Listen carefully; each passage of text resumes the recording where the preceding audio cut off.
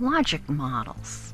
Logic models are popular visual presentations to help us decide what we need to measure to meet our mission or to show a grantor what we expect to accomplish using grant money. The United Way is a proponent of logic models, as are some foundations. So let's go through and see how logic models are created and how we get to the point of measuring. I devised this model for the Mount Desert Island Historical Society. You see the abbreviated mission on the top. The logic model goes from left to right, but in practice you often start with what you hope to accomplish, the outcomes you wish. What are we trying to accomplish? Some grantors want a full-fledged logic model. Others simply want a description of the outcomes and benefits of the funded work. That's the wording from a Mellon grant I applied for. Now here's the mission: to keep history alive for Mount Desert Island by preserving, maintaining, and involving Mount Desert Islanders in history. Notice the verbs in the mission. That can lead to our measurement: keep, preserve, maintain, involve. The Mellon grant I mentioned was for preservation, both through improvements to the building and to the collection. Now, that's the first component of our logic model.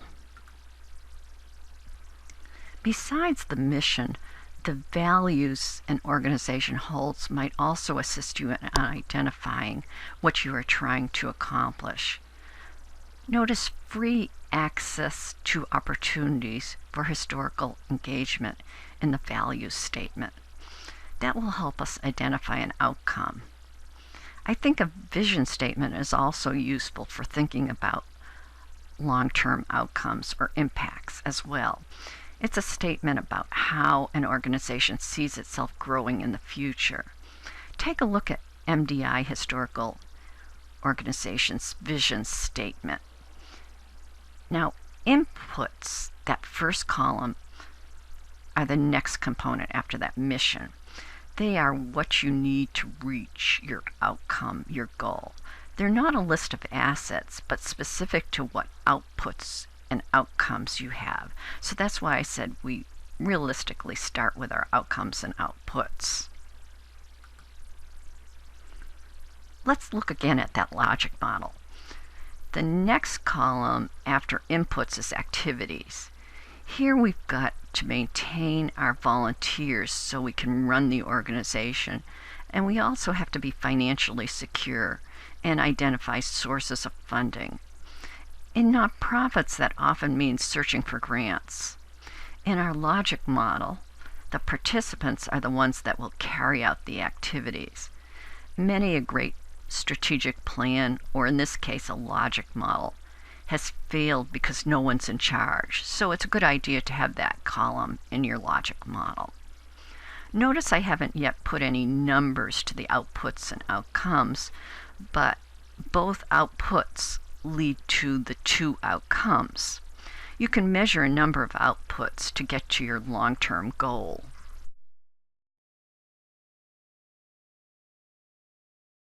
Although we move from left to right in the logic model, in your mind you're starting with that outcome as I mentioned before. I've listed more knowledge through preservation and more public involvement as our outcomes. The more we're able to retain a loyal group of volunteers, the more knowledge that we can convey to the public through presentations, museum displays, and online databases. The more financially secure we are, the more involvement we can have by the public. Museums aren't just staid locations anymore. They reach out to the public.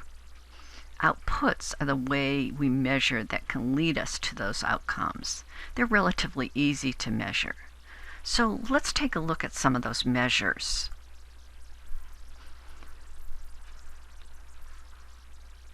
We start with operationalizing volunteers retained.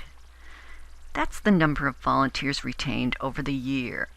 You can create a ratio or a percent number of volunteers retained 1 year to the total volunteers in the year. For example, we can start with 10 volunteers but end up with 5. So 5 divided by 10 is 50%. You can have a stretch measure as well, number of volunteers retained over 5 years, or average retained in 5 years. But it still doesn't quite measure knowledge conveyed through preservation or involvement of the public. It just makes it more likely we can convey knowledge to Mount Desert Islanders and have more involvement of the public. So what do we hope we can accomplish if we are financially secure and have a loyal following of volunteers?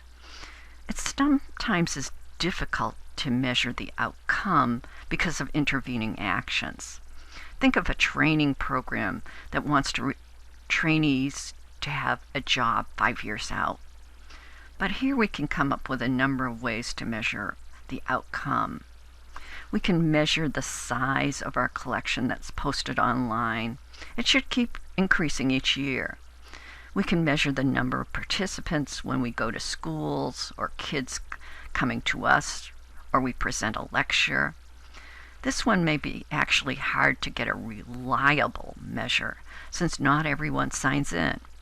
We could also measure the number of activities we provide to the public over time. That is a rolling average. It will go up and down a little each year, but we want to be able to maintain our participation or increase our level with loyal volunteers and solid funding. Now, thanks for listening. I hope that helps.